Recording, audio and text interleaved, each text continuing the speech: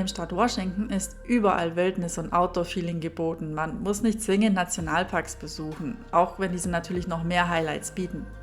Hier sind wir einfach nur an einen von vielen Seen gefahren, den Lake Easton. Man kann hier idyllisch um den See wandern oder auch seine Zeit auf dem ruhigen See verbringen, wie zum Beispiel mit Stand-Up-Paddling oder gemütlichem kleinen Bötchen. Wir zeigen heute jetzt einfach nur ein paar chillige Luftaufnahmen am See.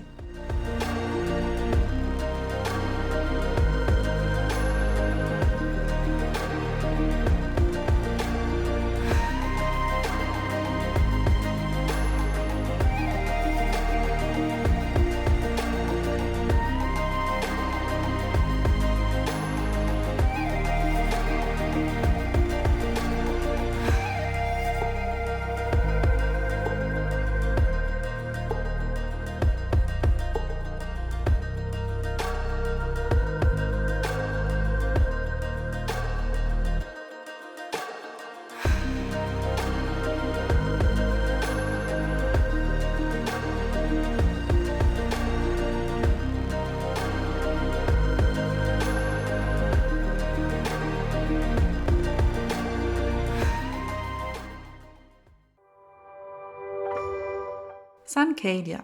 Hierbei handelt es sich um eine Siedlung, die zu Cle Elum gehört und man im Prinzip nur auf sehr, sehr wohlhabende Leute trifft. Also wir reden hier tatsächlich vom Millionenbereich.